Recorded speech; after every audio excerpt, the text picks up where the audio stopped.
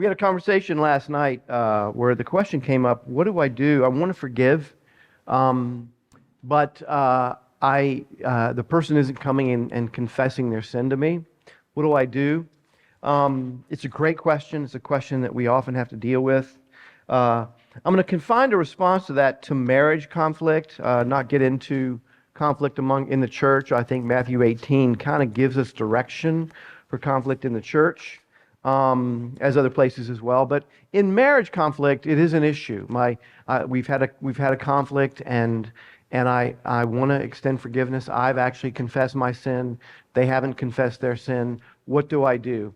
Well, the first thing is a good place to start is, Lord, have I been sinned against, or do I just feel sinned against?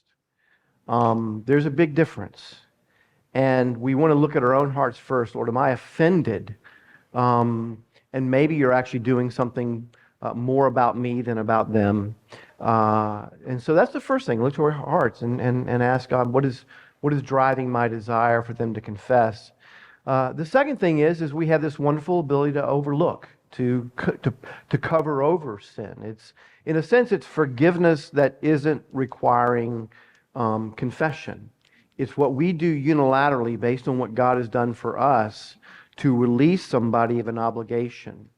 And so we often use that. The proverb says it's a glory to a man to overlook an offense. There's actually grace that God imparts to us when we simply overlook it. And thank God that He overlooks our sin, right? All of it's covered, but daily we sin, and He doesn't, there's a lot of things He's just patient with.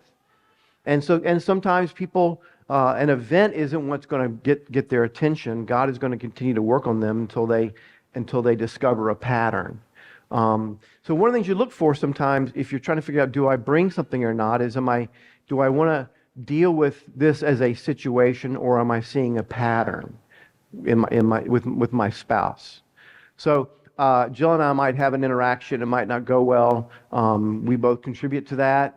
She confesses. God shows her sin. I don't necessarily see my sin in it. And she's waiting for me, and I don't really see it. She can cover over it. But if that continues to happen in the same way, and she starts to see a pattern, then I think she can come and say, "Honey, I don't want to draw on any particular instance, but this has become something of a pattern for us," and try to help me see the examples of it. So you can do that. But ultimately, sometimes you get in a situation where you just have a spouse who just won't confess. Might be pride, might be blindness.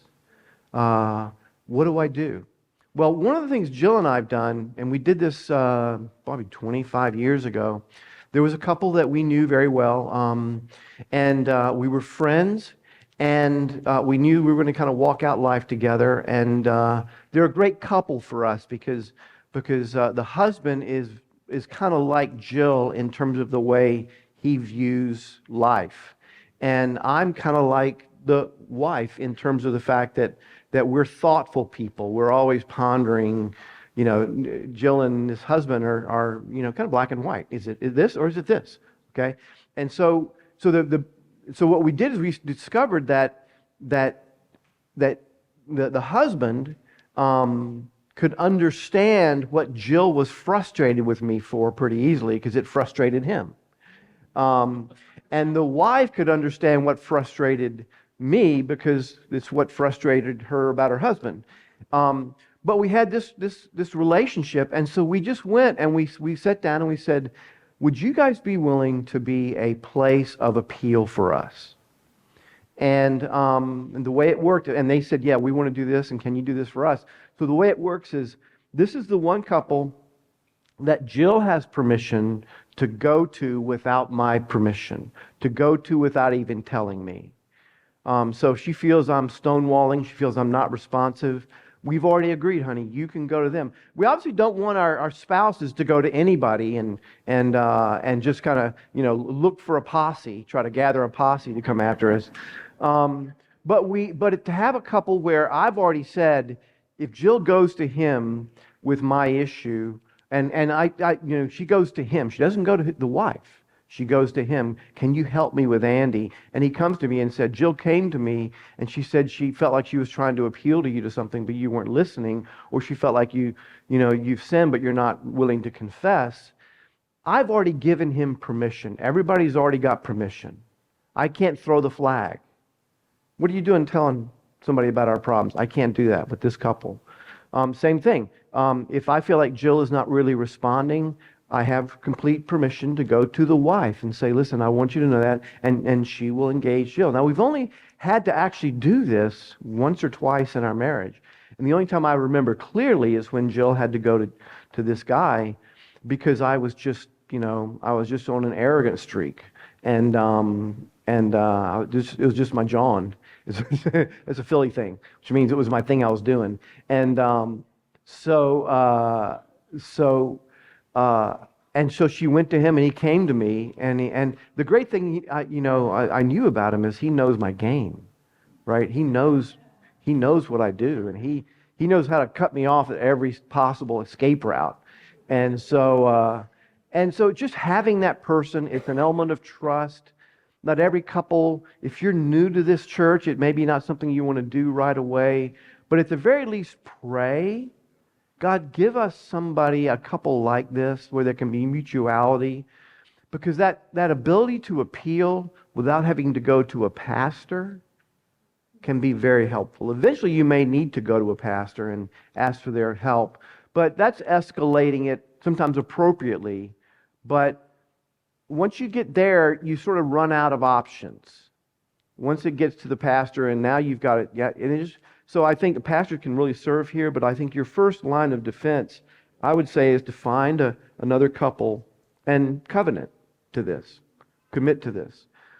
That's been very securing for us. It's been very secure for Jill because I'm a good arguer, and sometimes she can feel like she's hitting a stone wall. And to be able to have somebody saying, "Man, I know what it's like. I watched you argue, and I ain't having nothing with that. You're not doing that with me. It's going to be black and white, and I hate black and white. I'm looking for the grays.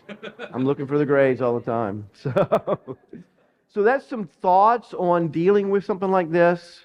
Escalating appeal. So maybe without going any farther, that's something to do. So today we're talking about romance and intimacy. Now,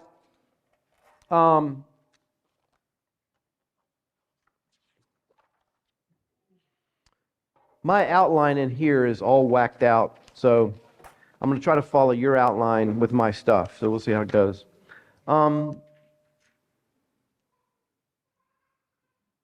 Romance and intimacy in marriage is a challenge. Let's just be honest. It's a challenge. In any case, we're in any season of life we're in.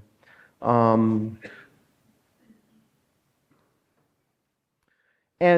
for one thing, very simply, is because the way people typically think about romance, and certainly the way the culture has talked to them about it, is that romance is the goal, that marriage is the goal of romance. It is the end point. It is the point. Every movie, everything, occasionally you'll see at the end of a movie they've gotten married, and now you see a little scene where there's a little baby bump, and everybody's happy and they're starting a family. But generally speaking, the whole view of romance is for the point of getting to a wedding. That's why people spend thousands and thousands of dollars on weddings and pay no attention to preparation for marriage. People can't get past the wedding to think about what they're creating. Because in our culture, overwhelmingly, and it's a very distinctive Western phenomenon, that we place all the emphasis on the romance and romance prior to marriage and none after it. So that's understandable. And the place we see this maybe most acutely is in the honeymoon phenomenon. What is up with honeymoons? So you're there and you're in the most stressful possible situation you will have faced up to that point in your life. You are making the one decision in life that you can totally screw up. You can't even say, well, that's just God. And no, you make a decision to get married. That's your call. So you're making this decision to yoke yourself with this person for the rest of your life, and you are planning this lavish wedding where you are obsessing over the color of the napkins, and your husband is trying to figure out how to tie a bow tie, and all these things are going on, and it gets stressful, and I've done probably 150 weddings, and it is just stressful for people. And then they say, okay, now take thousands of dollars and give it to somebody so that when you're maximally stressed out, you're going to hit that wedding, you're going to have a massive emotional crash after the wedding, go somewhere, spend $1,000 and not thousand, I would talk about like $10,000 to have a vacation where if every moment is not a peak experience, it's a failure. That's a honeymoon. Right? Now, when I'm doing premarital counseling, I will always say, hey guys, let me give you some good advice. Take a small 3-day chance, go somewhere quiet, sleep, rest, reflect, talk, and then 6 months from now, go ahead and book your vacation for 6 months from now when you actually know each other. Right? When you're actually used to using the same bathroom together. That's what you got to do. Your first day in this thousands of dollars a place is using the same bathroom at the same time. How awkward is that? So, so the honeymoon is a terrible idea. But I tell it to everybody, and they say, yeah, whatever. And they don't pay attention, and then they go. So Jill and I had this experience. We had a honeymoon that was a disaster on multiple fronts. And I could spend this whole session walking you through the various disasters of our honeymoon. So I'm not going to do that. I'm going to give you a couple of lowlights from that experience. We chose to go to Barbados, and there's a whole series of disasters that got us to Barbados. Which is a wonderful place, but it wasn't where we were planning on going. That's where the disasters were happening. And so we go, and we're just starting off. We're on the plane, and Jill's in her going away outfit with a little corsage back in the '80s, and a little corsage, and she's sitting in a seat, and the person next to her says, "Oh, you look so nice. I love your corsage. What are you doing?" She says, "Oh, I just got married." I said, "Where's your husband?" "Oh, he's sitting up front." They put us in separate places and nobody would move. So we spent the whole plane ride in separate places. So I think that the airline felt bad, so they gave us this little bottle of wine, right? So we took it to the place. We walk into the place, and it's got single beds, 2 single beds. This feels like college. And yeah, what's that? Dick Van Dyke Show. Yeah, exactly, Dick Van Dyke. And I wasn't smart enough to go back and say, listen, I'd prefer at least one bed for 2 people. I just never thought about it. I was a rookie. I didn't know these things. And so anyway, we were there. So, okay, we adjust to that. And so we thought, okay, let's have this wine. Now, I'm 25 years old. I've screwed off a lot of caps of different kinds of alcohol in my life up to that point. I had never pulled a cork out of a wine bottle. And so I was like, okay, what kind of apparatus do you use? And so they call them a corkscrew. And so I'm looking around the hotel room for a corkscrew. There's not going to have one in the hotel room. And so I think, okay, what do I got? Well, I got a pocket knife. And so I thought, okay, that'll work. And so I took the pocket knife out and I jabbed it into the cork and began to pry the cork out, which the physics of it won't work to begin with, because you're pulling against the side of the cork, not out. It's just going sideways. So of course, with a knife, it splits. But the problem when it splits is my hand doesn't go this way. My hand goes this way. And I jabbed the knife into my wrist. So you can still see right there. Yeah. I was wondering about that. Yeah, I got permanent right here. So blood spurting everywhere, and all we have is white towels, right? And, and so it was terrible. I mean, and I wasn't going to go to the Barbados like ER. I don't know. So we're going to fix the problem right here. So we went down. We found some hydrogen peroxide and some butterfly Band-Aids, and we just kind of taped it together and poured a bunch of peroxide on it. And so then like within the next day, my arm had swelled up to like Popeye size, right? So for this is first day. So automatically changes our plans. But we adapted and we went out to the sun, not realizing we're on the equator and you probably need something because you haven't been in the sun all year. So Jill got sun poisoning, and so the idea of romantic mood was lost. It was lost. I read the entire Chronicles of Narnia, which was a blast. So we get to the end of the week, we fly back, we come back. Now we were living in this place called Philadelphia House, which was it was the ministry I was in, where it was international students, and we actually had a house, and it was a discipleship environment. So we were, witnessing to and discipling college students from all over the world. We had, from the Middle East, from China, from Japan, from Africa, all over the place, living in our house together. And so you would, the house always smelled funky because people were always cooking with different spices, different cultures, right? So it was comfortable for that. But we walk in, and it was a very hot day in late May, and it was probably in the 90s there, and there was no air conditioning. So I walked in, and I thought, okay, this is familiar smell. And then I thought, no, it's not a familiar smell.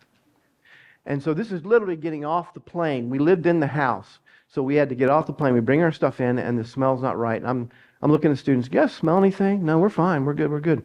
I smell something weird. And so I'm smelling, and I go to the basement door, and I realize, oh, the smell's coming from down there.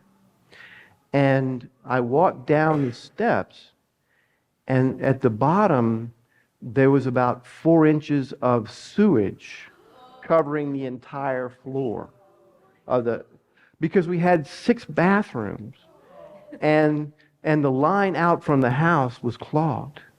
So for the last week, everything coming down through there was going out into the floor. So, being the responsible person, I had to fix the problem. So I've got my swollen arm, and so I'll stop right here if you want. No, but I lived. Yeah, I lived. So we went down, and my wife and I, my precious wife, who's probably still got her corsage on. Yeah, you were, yeah. So she's sun poisoned. She don't touch me. And I'm like, I can't move my arm. And so we spent from about 7 p.m. till about 4 a.m. shoveling crap into trash bags and carrying them out. That's what we did. And I was trying to snake it out. So I was down in the crap, trying to, and let me say this. Here's something that's good to know. If you're, and anybody who's changed a lot of diapers knows this, at some point, it just don't matter, right? Whatever was gross isn't gross anymore. And so we just got to the place where it was just like we might as well have been planting seeds in a nice little garden for all we cared about. We lost the sense of smell. I was ready to go ahead and lose my arm because I thought it's just covered in stuff, but it was a memory. And it was in some bizarre way romantic. Yeah, that's right. Yeah. We sort of realized we don't think it'll get this bad this way ever again. And we were right. We have not had that experience since that time. But one of the things I frankly realized is what a wife God has given me to just step into this literally alongside me.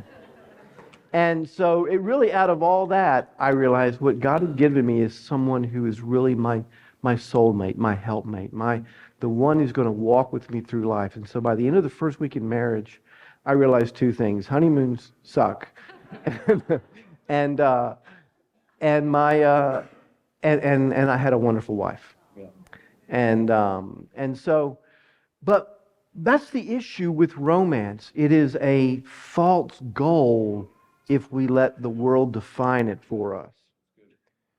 See, romance in marriage, as we talk about a Christian marriage, is going to be cluttered with things. And it's one of the most difficult things. It's cluttered. It's hard to sort of say, yes, we have romance in our marriage, because there are things that are cluttered. It's cluttered by the values of the world. We've already talked about what the world says about romance.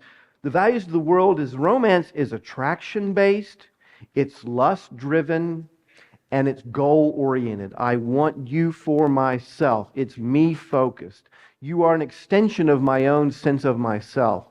You complete me is the height of self-absorption, right? But it's this idea that I'm looking for somebody to make me not a better person, but complete who I am, and you need to be it. And so it's dependency-based. It is romance from the world is negotiation, and we bring that into marriage. Here's what I need from you. What do you need from me? Okay, if you will give me your attention in conversation, I'll give you my attention in sex. Can be the way it gets negotiated. If you give me this, I will give you this. And that comes from the world. So we have to be aware that those tendencies from the world are there. And sex itself is expected in some sense, but for different reasons, by a husband and a wife. They've been taught that sex is, women are taught certain things about sex, men are taught other things about sex, and those are reinforced by experience. And so we come into the marriage with a view of sex that is drastically different. We don't understand one another because the culture has created a false view of sex. So that's what we come in, and that clutters our thinking as we try to think about this. We're cluttered by that. We're also cluttered by the history we bring into marriage. If you have come into marriage from a sexually active past outside of marriage, in other words, you come from fornication or adultery, then you're going to have guilt. You're going to bring guilt into that marriage. If you've as a couple have been, this is one of the things I try to help couples see, whatever you've been, you have to fight the battle of purity in engagement. Because if you think we're almost there, all you're going to do is load guilt into your first few months of marriage because you didn't finish well. And it's going to create problems. But if you come into marriage with a history, you've been taught all the wrong things about sex. And then when you get married, that's your frame of reference, and you've never thought about, well, what should sex be for me or for her or for him?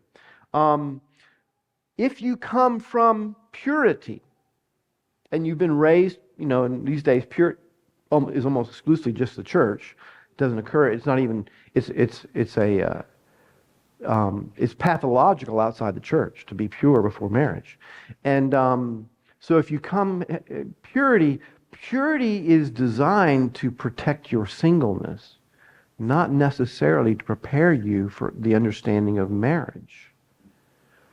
1 Corinthians 7 talks about the gift of singleness and the gift of marriage, the grace to be single. Paul is basically saying, listen, if you are single, you have the gift of singleness. You have the grace to be single, to live a life that pleases the Lord. When you get married, God removes the grace of singleness. You can no longer live like an 18-year-old in the basement playing video games. you now have the grace to be married, the power from God to be married. You no longer have the power from God to live as a single. So there's a different grace application for married couples. And so because of that, we have to recognize that what has helped us in singleness, though it's preserved us from sin and from guilt and from shame, it hasn't actually taught us how to pursue a spouse in marriage. And so people come with that. They come with fears. I don't, how will I do? What's the standard of performance? Male or female? How do I know if I'm pleasing to the other person? How do I know the mechanics of all this? So you've got that. And then you have people coming into marriage having been victimized. They've been used as a means of self-satisfaction by somebody else in whatever form. It can be violent victimization. It can be manipulative victimization. But you come in recognizing you've been victimized by sex as a tool, and now you bring shame in. And shame is not the same as guilt. Guilt is, I have done wrong. Shame is, you have done wrong, but I'm feeling the burden of it. I'm carrying the burden. In the Bible, guilt is confessed and forgiven. Shame is covered over by Jesus. Jesus comes. And so people struggle with that. They struggle with the sense of shame, of worthlessness, of ugliness, of filthiness. That is nothing that's come from them. It's come from what has happened to them. And so increasingly, people are bringing those things into marriage. And so you have, on the one hand, this impossible worldly standard for what romance should be.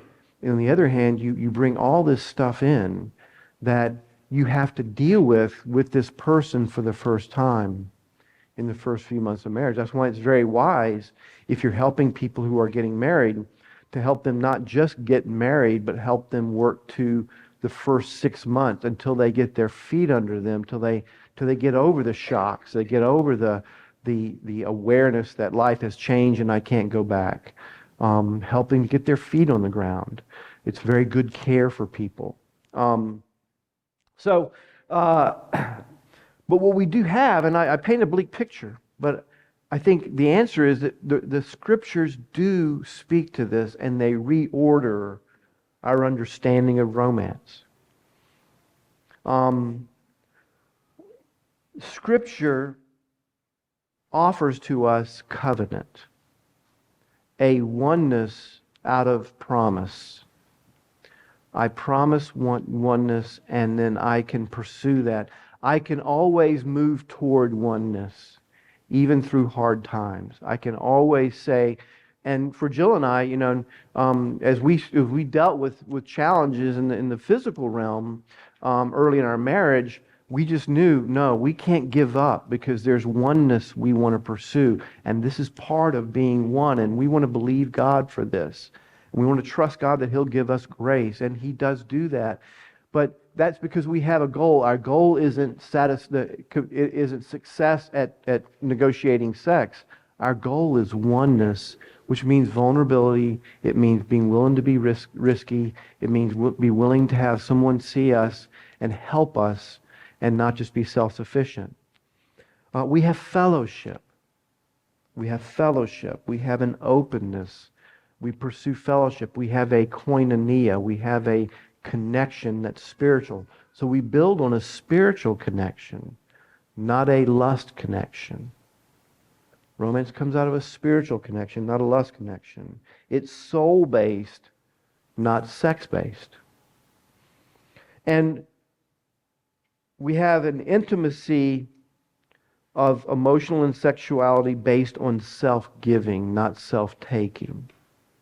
The respecting of another person, the values of preferring someone more than myself, the ethic of do unto others as I would have them do unto me, is from the scriptures for us, and it applies to this area of romance. So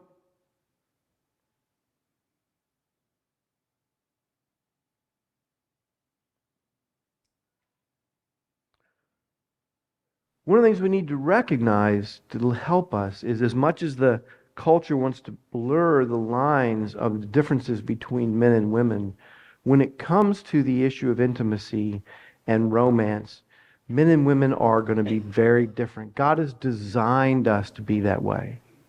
It is part of God's good design that we are different.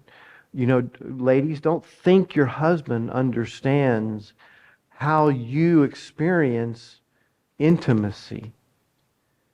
Men, don't project your idea of intimacy onto women. At the risk of being graphic here, I'm not going to be that graphic, but literally graphic. I'm going to give you a graph. Thanks for that clarity. Yeah, good. Yeah.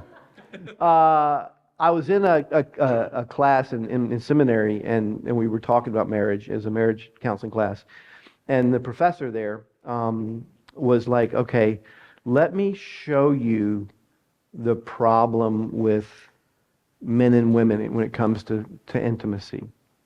And he had a board, and he said, I'm going to graph the female orgasm. And he started this graph, and he had, it kind of went, okay, and then it went like this, and it went like this, and then it went like this. And he said, okay, now I'm going to overlay the male orgasm. Boom, boom. That was and I was like, and he's like, that's the whole ball game right there, folks. You don't get that, you ain't making progress. And but that's God's design, because God wants men to be pursuers, not men who are self-gratified. We can gratify ourselves without another person. He's called us to be pursuers of someone else, and someone who needs the nurture and security and environment where they feel they can enjoy, and sex is not just a physical act. Men need to learn that sex is not just a physical act. Women need to learn that sex is a physical act, and intimacy does involve physicality. So we need to meet in this beautiful place where God has designed, where men must die to themselves so that their wife can experience a sense of fulfillment, though it's much more complicated, and women can recognize that they need to yield themselves to their husbands in a way that, if the husband is trustworthy, and this is where trust destroys a lot, that they can't be self-protective simply out of a desire to not be vulnerable. You might need to be self-protective because of something that's happened, but to simply be self-protective because you prefer that is not to embrace what God's designed. And so this is how God has designed us. But what do we do about romance? What do we do? We're not going to talk a lot today about sex. Believe me, Jill and I can talk about sex. The problem is, recognize it was much more appealing for people to listen to us when we were in our 30s and 40s. Now it kind of freaks people out, so we don't quite do it as much. There was a point in time in our church where people said, we know more about your sex life than your testimony. Whereas we probably need to back off that a little bit. So I am not that guy who's like, I don't talk about this. I'm just going to be kind to you and not create visual images. Although I just did. But how we build a theology of romance. Here's an interesting thing. The idea of romance is not a biblical idea. The word romance comes from the idea of romantic languages. Those are languages that are based in Latin. So they're the French, they're the Italian, the Spanish, based in Latin. What happened is Latin was the official legal and religious language of the day. These different cultures, though, wanted a colloquial language, and so they developed these other languages that were more the languages of the people, and they were used in many ways to tell the great stories. And so the stories of heroism and those kind of things were told in these various languages. And they were romantic languages. They came from the Roman background of Latin, and so they were called romantic. And so romantic developed in the Middle Ages and afterwards of the idea of romantic is that which tells a story, that which communicates a. So it's not technical, it's not religious, it's not legal, it's the stories of life were always done in these romantic languages, French and others. So oh, sorry about that. That could have been a lot worse.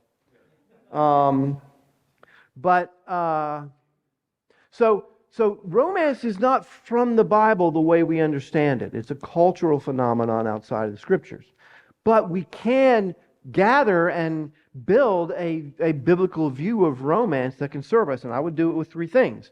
One is, if I'm trying to build a theology of romance from the Bible, I would start with the creational joy that God has sustained in sexual pleasure even after the fall. God could have removed pleasure. He did an awful lot to make men and women's relationships complicated in the judgment after the fall. They got set against one another, but He did not remove the enjoyment of the sexual experience, the physical enjoyment.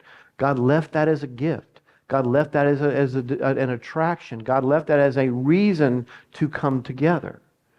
We can build one out of that. God loves sex. He preserved it even in sin. He preserves sex as a good thing. Song of Solomon is a whole book of the Bible that is basically portraying, though it has other allusions to other things, it's essentially an expression of romantic love in the joy of the Lord.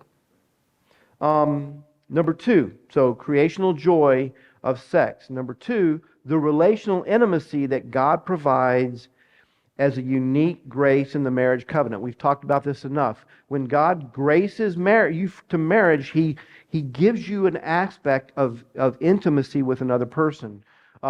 In Genesis, Jesus affirms it. Paul affirms it. Ephesians 5:31, therefore a man shall leave his father and mother and hold fast to his wife, and the two shall become one flesh. That idea of hold fast is actually not a great translation. The old translation was cleave. The idea behind cleaving, because hold fast has to do with, okay, once I get in this relationship, I don't leave it.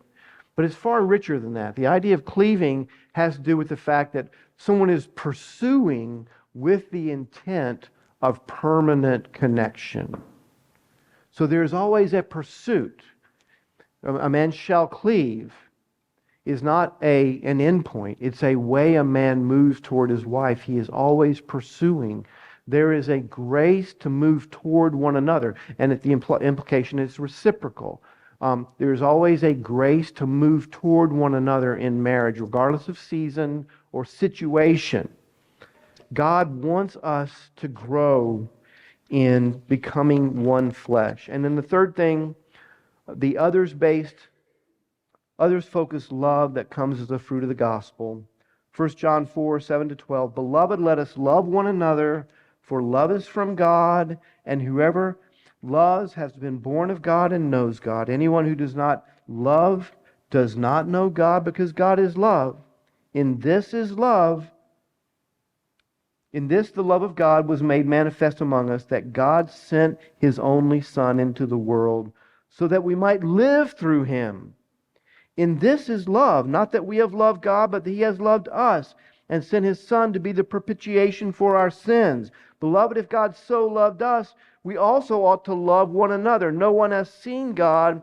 If we love one another, God abides in us, and His love is perfected in us. Now, this is not eros. This is not the word eros. This is the agape kind of love. But the agape kind of love is the foundational love in the New Testament.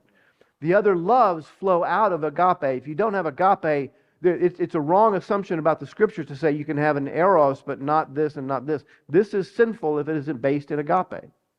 Phileo, love of friendship, is sinful if it's not based in agape. So underneath anything we do is this agape love. Because God has loved me, I can love you. In other words, we are conduits. We talked about what Piper said yesterday. We are conduits of God's grace. We are meant for God to flow through us. And romance is a way for the grace of God, the love of God, to flow through us to the other person in a way that no other relationship can provide it. Children can't provide that conduit of grace. Parents can't provide that conduit of grace. Friends can't provide that conduit of grace. Pastors can't. Only marriage can give you that particular conduit of grace based on love. So those are ways I would build it. So I'm confident in talking about romance in marriage as a biblical idea. You just have to construct it from the Bible and not from the culture. So practical advice, and this is the way Jill and I have talked about this, is just we want to give practical advice for romance, right? We've kind of left not that we will leave theology, but we've left the big ideas, and we're talking about practical advice. These are basically things that keeping your biblical romance kindled. So I'm just going to go through them, and this is where I have to follow on what your notes say. Okay, so the first one is romance in marriage is not winning the lottery. It's a steady return on faithful investing. Most people, and you're going to hear me blend romance, intimacy, sex as all kind of on a continuum. So I'm not going to divide them up, but romance intimacy is not winning the lottery. It's not, okay, we fell in love and we've been in love the whole time. We're goo-goo-eyed forever. No, we're not that way. We're far too selfish because the other person we start to realize they're not only God's gift to me as a marriage partner, they're also God's gift to me as a means of sanctification. Which means they're going to rub me the wrong way at times. They're not going to go with where I want to go.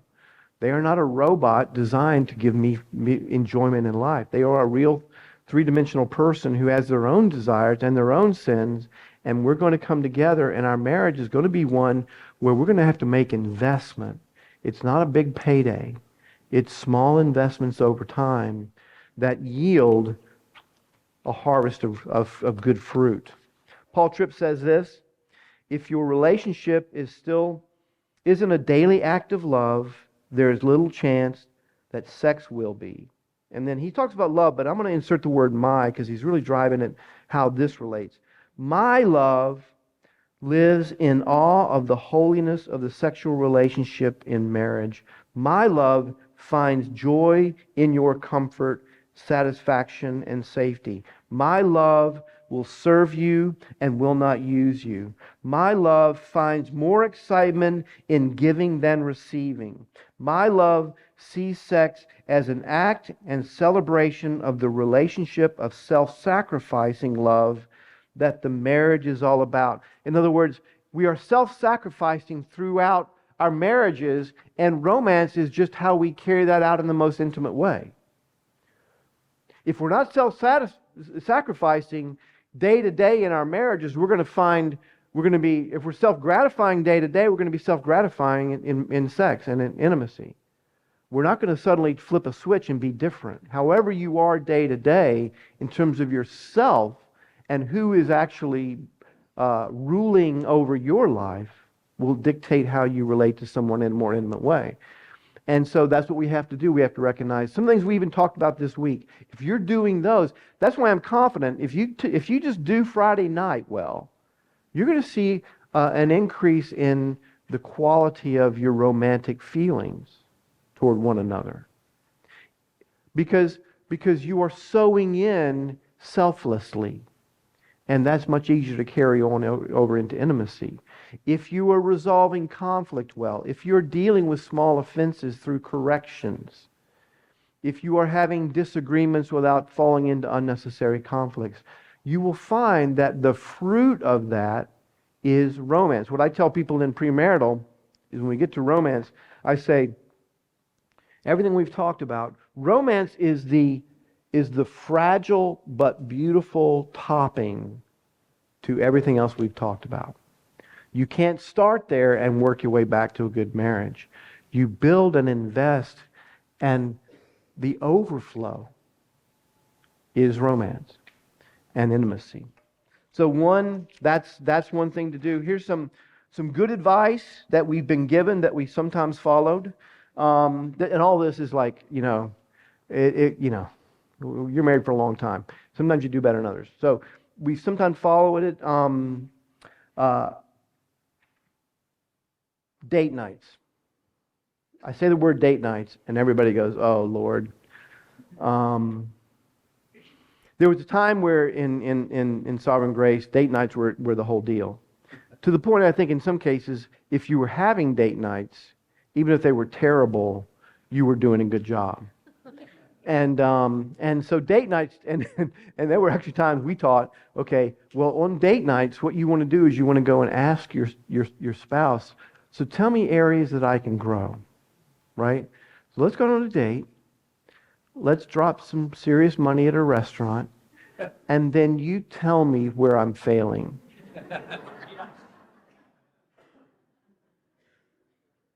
No. That doesn't work. I've never met somebody humble enough to have that kind and enjoy your food at the same time. You can do it, but you will not finish your dinner. Yeah, or romance later. Yeah, you will not. You don't start with correction and end up with sex. I will just tell you that. That's just too far a road to drive.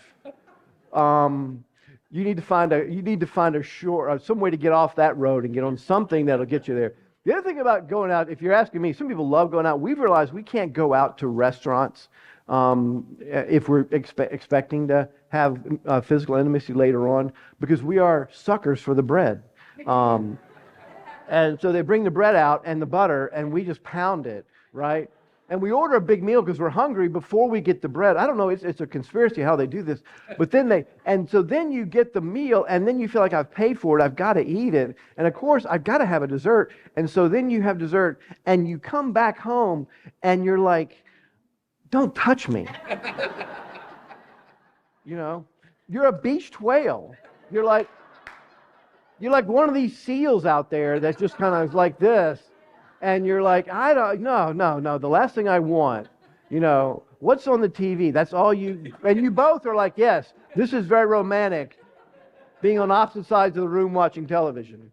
That's romance after a big meal. We don't do that.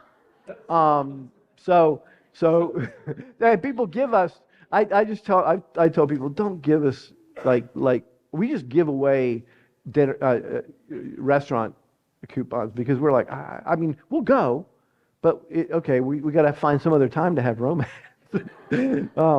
But the principle of a date night is that you can follow even in the season of busy times, is that where do we have a special place? Where's a special place if it has to be in your home? And where's a special time? Where's a time and a place that's just us? Because marriage is transactional. And particularly in parenting is transaction. You're always trading things off. You're always doing this, going. It is very important to have some space in your home or in your world. It might be a walk. It might be a walk down somewhere and back. It might be a drive. It might be we're going to go to, in our case, there's a park you can go to, and something that says we're just going to be us right here. This is us. We can dream a little bit. What do you think about vacations? What would you like to do? 3 years from now, where would we have want to gone? I love talking about vacations. What do you enjoy in these days? Just questions that help you be each other together can be very, very helpful. And we need to schedule those. They won't come naturally. And I'm going to say something that may sound odd, but I've come to the conviction that if you're going to have regular sexual intimacy, it probably has to be on a schedule. The idea that we're both in sync, going to say, hey, let's do it. No. you, you know, anything else important in our life that we think is important, we schedule, right? At least if you're over 30. Yeah, under 30 boggles my mind. Like my son, I'm like, okay, hey, Dad. Anyway, it's a different world. But anything important you're going to schedule. But we sort of think this idea of sex will just come natural. It'll just flow out of our life experience. I'll come home from work thinking about it. You'll come home, you'll have been driving the kids around all day and you'll be thinking about it. All I've been able to think about all day is you, honey, and me as well. And no, it doesn't work like that. Because one of you starts to think, and usually it's the guy, one of you starts to think that, oh, tonight would be a great night. And you sort of start angling that direction, and she knows that pat on the shoulder is not just affection. It's a clue. It's a clue. And that gentle peek on the cheek is not just a I love you. It's I have expectations for where this is going to go. And so the wife is like, okay, where is this coming from? Does he realize I've got to get up at 6:30 tomorrow morning? So it just, so we've just learned, and we're post-parenting, right? And we still have to think about when, it's my job to talk about when we should have sex. I want to give her warning. I want to get her prepared. I want to get us on the same page schedule-wise, right? Because sometimes I'll recognize, oh, she's got a full day. The other thing, too, is we have 11 grandkids that live within 10 minutes of us. And so God knows who's going to show up at our house at any point in time. Or what sick kid, what's that? And spend the night, yeah. And what room is now occupied with 18 kids? And who's got to get up early tomorrow morning to make sure they get fed, and not me. And so... So if I just sort of assume, on my schedule, it might look like a great morning. I'm going to go in late. This will be great. For her, it's like, yeah, but I've just had, the kids are coming over because they're, they need to stay overnight for this. And so it doesn't get any easier. And you get older and you get tireder. So I just recommend, it's not unromantic. It's only unromantic in a worldly sense to think it has to be spontaneous. I think wisdom and care for the other person says, honey, let's think about maybe this day or so or this day or so this week. How would that be for you? I think it's an expression of care. Now, it's not a great thing to text over. It probably should be a conversation. But I think I want to release you from the idea that it has to be this wonderful, spontaneous moment, which doesn't happen anywhere in the world outside of television and movies. A second one, and we're going to bust through these because I know we're running late. Romance flourishes in a marriage-first environment. This is one of the things we learned. We were taught well in this. Make sure you know that your roles as husband and wife are more important than your role as parent. And if you don't do that, that's an adjustment you can make fairly easily. We've done pretty well with this. My pastoral concern, as I look at my church and other churches, is, and I mentioned this to somebody this weekend, but in churches where family is prized, like this church, in a good church where we recognize the family is embattled, and we want this place to be a place where family can be celebrated and children and parenting is celebrated. One of the downsides with that is marriage gets put in second place. And that's not the Bible. A parenting first church is not a consistently biblical church. In the scriptures, whenever you talk about the home, it starts with the marriage, then it goes to the children, then it goes to anyone else. The order is clear.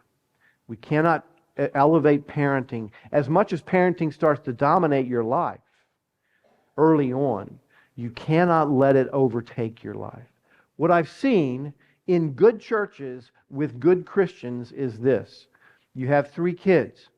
You're doing a great job parenting. They're all responsive. Your family, you do everything together. You're here, you're there. It's a wonderful experience. Now they grow into the teenage years and you have some challenges and some bumps in the road and it gets hard and it takes more investment and you're giving yourself into it. And then the first kid goes to college or gets a job and kind of moves out. And then the second kid, and now you've got the third one coming along and that kid is you're there, and then at 15 years old, they declare in any number of ways, I don't no longer need you.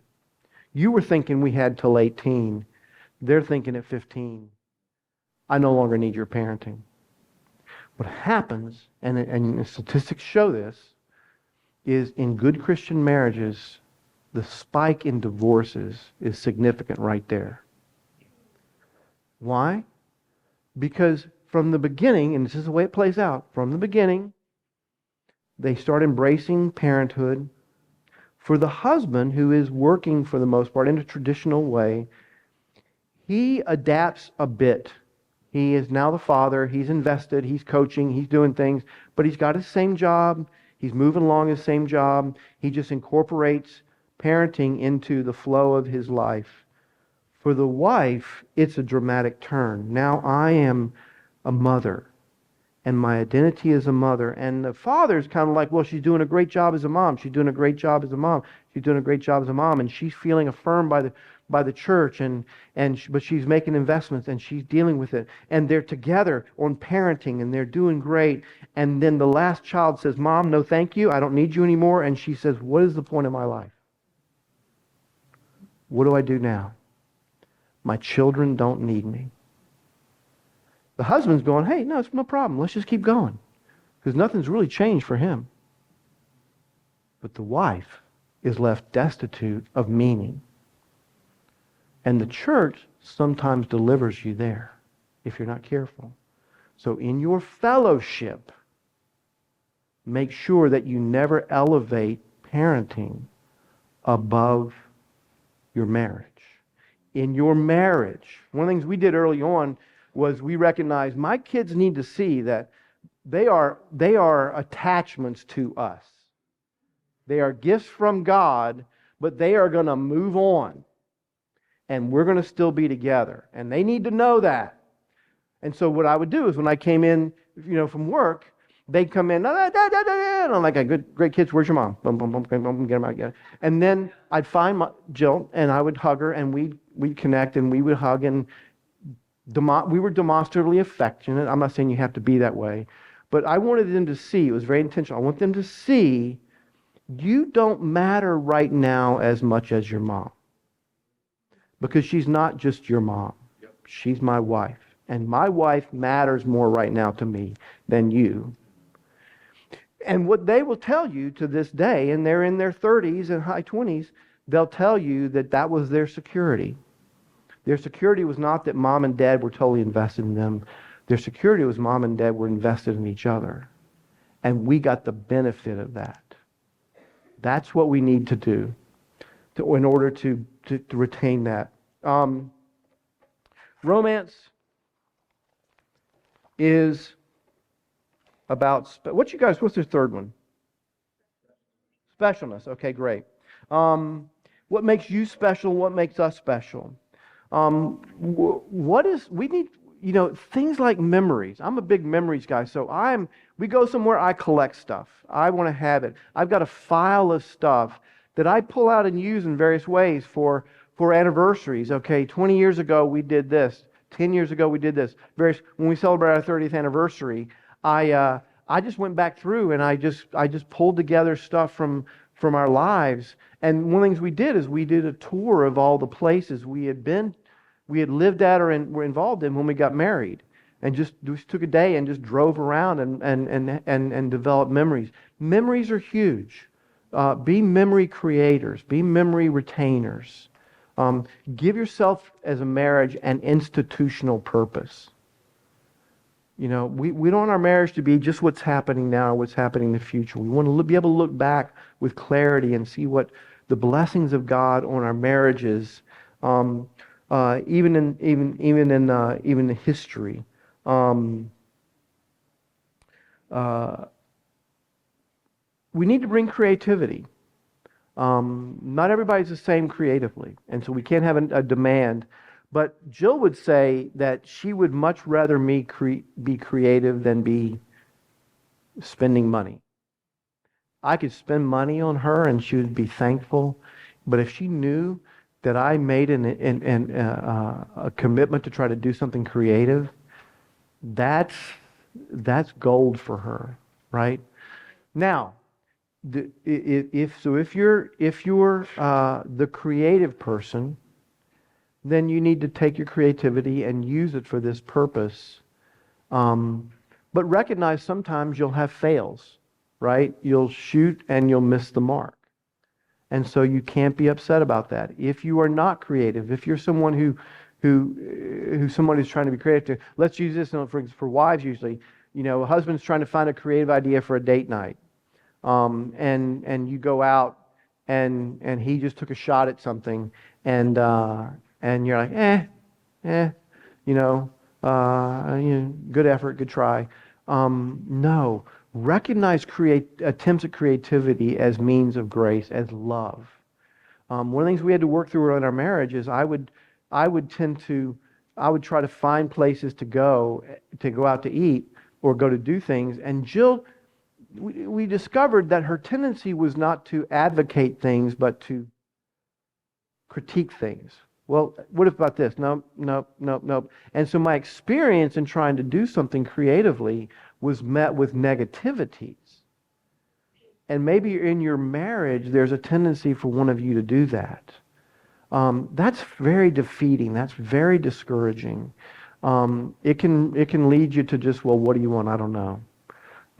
So if you're, let's all attempt to be creative and let's be gracious and thankful for the effort, even if the result isn't what we wanted. Just this past on Friday, we left our hotel and we were trying to find a place to eat, and Jill had an idea of what she was looking for, and I had an idea of what I was looking for, and I thought we met on the review that said great coffee, great bacon.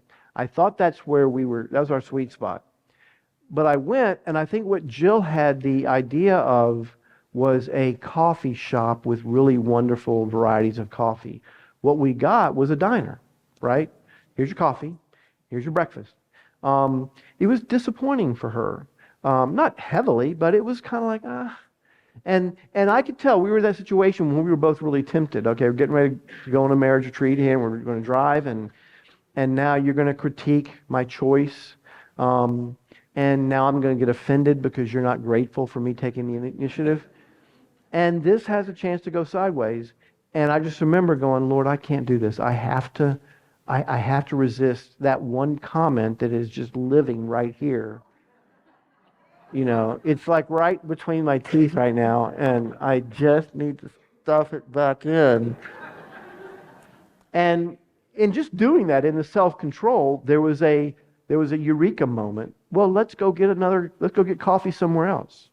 And so we finished our breakfast. We both kind of went light on the coffee a little bit. We found a great little place where we got great coffee, and now the first 50 miles of our trip we were totally jacked up, but God gave us a creative outlet, a way to do it, to turn it from a defeat into a victory. And so if we just have to recognize we need to create a specialness sense. What's the next one you have? Gracious expectations. Okay. That's a very carefully chosen phrase. You need expectations. A marriage will die on the vine if I don't have any expectations. I don't have any, because you're basically saying I have no hope. I'm just gonna, whatever comes, I'm just going to deal with it. We're called to have expectations. We have roles to play. The other person knows we have a role to play. My wife knows that I am called to live with her in an understanding way, and so she should have an expectation of that. There's nothing wrong with having an expectation. There's nothing wrong for a husband to have an expectation that his wife will desire at some point to be sexually intimate. That's a good expectation. Don't say, you're putting expectations on me. No, no. Expectations are part of the process. Expectations for a meaningful time of conversation is a right expectation. Right? So we need to have expectations. Don't kill expectations. You kill expectations, you kill hope. What we need is gracious expectations. I hold this loosely. This is what I would desire. This is what I want. If you ask your spouse, so what would you love? Well, I don't know. At this point, I don't really care. That's not a great place to be. What I'd love is for us to do more of this and more of this, and maybe the expectations are too high. You need to have a better goal. Always have expectations, but keep them gracious. I made a huge, I won't talk about that. There's a lot of mistakes I could talk about. Our expectations don't need to be in unity. We don't need to have the same expectation. My wife can have expectations that she's communicating to me, and I can pray about it and ask God to give me grace. I can have expectations. Sometimes our marriage needs to tilt toward my expectations, sometimes toward hers. But expectations are not wrong. They're necessary for hope and vision to be cast into the marriage. Then I have romance needs resilient mutual commitment to sexual intimacy. We've kind of covered this. Tim Keller says if you won't make love unless you're in a romantic mood at the very same time as your spouse, then sex will not happen that often. Understatement. This can dampen and quench your partner's interest in sex, which means there will be even fewer opportunities. Therefore, if you never have sex unless there is great mutual passion, then there will be fewer and fewer times of mutual passion. You see what Keller's saying? It's a negative spiral. We have to arrest the negative spiral. We have to have a commitment. That's what it's all about, putting it on the schedule.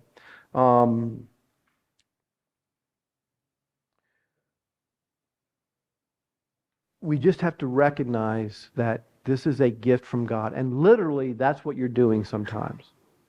Lord, I've got this on my mind. I have, this is preoccupying me. I forgot we had talked about tonight. Okay, I've got to get up in the morning. Whatever it is. But we have to have a commitment that we will not let... Now, I recognize there are physical issues that come into play. When there's pregnancies involved, there are things. So please let me know. I'm talking about overall. I would want no couple to write off sexual intimacy simply because it's just not worth pursuing.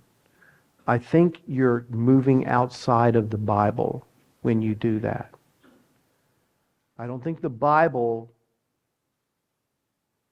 justifies we just don't have sex anymore. I think how much and when and how it happens is something that's a wisdom issue and a love issue. But do not let anyone in the marriage say we just don't anymore. And most of the time people stop, it's because actually of unresolved conflicts. They don't resolve conflicts well, so every time they come together, it feels like somebody's being manipulated and it's not honest.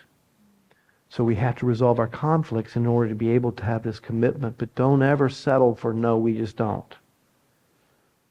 Find a way to build it into your life as a couple. So just three questions for you to consider, and then a quote to close. Think about what were some of the shaping influences from your growing up that have shaped your view of romance, or maybe even just now. Give some thought to, where do I get my impulses? Where do I get my, if you're a guy and you had an active sexual life, then most likely you were preying on women who were vulnerable, who were willing to let you have sex with them in order to have some feeling of something else. It was always manipulated. It was always control-based. And so you've got to recognize that's how I tend to come into this. Women, same way. If you have, what did you bring in? Maybe from your parents. What was the understanding of sex? Maybe from a church you came from. was talking to some couples that when we did this before, and they came from a very legalistic environment, and this is just something people don't talk about. What's fascinating is that they were all farmers. They're very comfortable about animals doing it, and they're very graphic in discussing animals doing it, but when it came to people, it's like it's a non-topic. So think about what do you bring in? Maybe there's stuff that's still there. Are the ways the culture around you makes your own experience and vision for romance and intimacy confusing or challenging? Are you susceptible to what the culture is doing in the area, particularly in performance? What does it mean? What does good sex mean? You just can't let that affect you. And then was there anything that I've shared that you feel right now that you want to maybe talk about? Learn to have gentle, occasional conversations about how romance is going. There's some of the more difficult conversations we can have in our marriage. There's a real vulnerability. So I don't think this will be a regular part of everybody's. If you're able to talk about sex and romance constantly in your marriage, God bless you. And not get in conflicts and not feel hurt, God bless you. But it can't be a taboo subject. Learn how to talk about it a little bit. Closing, my favorite marriage quote of all time, Richard Baxter. I think this sums up everything we've talked about this week. I read it at every wedding. I tell people I will not marry you unless I can read this quote. Baxter says, "The common duty of husband and wife is to entirely love each other and avoid all things that tend to quench your love, to help one another bear their burdens, to be delightful companions in holy love and heavenly hopes and duties when all other outward comforts fail, and especially to be helpers of each other's salvation, to stir up each other to faith, love, and obedience and good works, to warn and help each other against sin and all temptations, to join in God's worship in the family and in private, prepare each other for the approach of death, and comfort each other in the hopes of eternal life." Pray that would be your experience in this church. Thank you. Thank you, guys. You have served us so well over the weekend. I mean, I don't know, but you guys, the practicality of what we've heard has been really good. You guys know how we just so appreciate the fact that you guys not only you come, but you're leaning in. I talked to so many of you, things that you're learning, things that you're being affected by, and I'm grateful for what God's doing among you, and what a great thing. A couple of things I just want to add to something that Andy said today. We had the privilege of, we had this weird premarital counseling thing that happened when we were getting ready to be married. There were about 3 sessions, and the pastor made the sex talk super awkward and really weird. And, he gave us a book called Intended for Pleasure. Maybe some of you have heard that. And Jill and I picked up the book, and it's all about sex and kind of the medical piece of it. And it's done by a guy who's a medical doctor. And then we flipped it over in the back, and they were like 75-year-old people. And it just just did this stunning, this is so weird. And the pastor made it this weird, awkward thing. But in the middle of our premarital counseling, one of the things that he said to us at the very beginning that really has affected us from the start was the moment you get married, you are a family. And you don't need children to become a family. And what I find often, and Jill's working with young moms on this as well, is that, couples are kind of moving along decently well. A child comes into the world, and that child becomes, and I'll just use the phrase, the idol of the mother. And the dad may navigate along with some of that, but there's a bit of jealousy that begins to stir in the heart of the guy, and he begins to eventually kind of go, she's just not interested in me anymore. And they build this relationship based on raising children and not based on building their marriage and having a relationship with their spouse that they've covenanted together with for the rest of their lives. So as you put it so well, I mean, stats are true. Like the youngest child gets to be 15, and suddenly there's a check. There's this wrestling match because that kids become independent, right? One of our conversations yesterday, we were in the car, and Jill said, "All right, so let's just process this. Caleb is 14, and we've been on the downhill slope of parenting for a while. What are we doing to safeguard our marriage for this?" It's a great question, right? And the good thing that we talked about was we've been building this into our marriage since our kids have been born, because we just have this firm belief. You are a family without kids in the room, right? Which is really freeing as well if maybe it's challenging to become pregnant or you can't have kids and you realize you're a family, right? God gave you a family. And so investing in your marriage is so critical to the covenant of companionship that God has given you, right? So that's one piece. The other piece, it's something that Andy mentioned earlier, and it's about the idea of having those relationships that you communicate with, maybe that outside of your marriage that are helpful. Let me just shape that a little bit for you as well. Make sure that's a couple that's wise, that is a couple that not only knows you, but they know both of you, and it's both that you have agreed upon together. This is a couple we will reach out to. I would also recommend that you make sure that even though you've gone, say, to communicate something to the other couple without the spouse knowing, let them know as quick as possible that you've gone to communicate that, just so they know. Jill and I, for years, our go-to couple was Bill and Linda Hurd. Right? They were our dear friends. They were like mentors in our life, and we could go to them on any given subject. We went to them, and I'll never forget the conversation. We were in Mississippi. We were having some intimacy challenges. We're sitting around the table, and I will never forget the moment when Jill said, we're having some challenge with our intimacy. And I looked at Jill like, what have you just done? And she says, well, everything's on the table with Bill and Linda. And Bill said, Dave York, and I was like, what? Hey, settle down there, big fella. Let's have the conversation.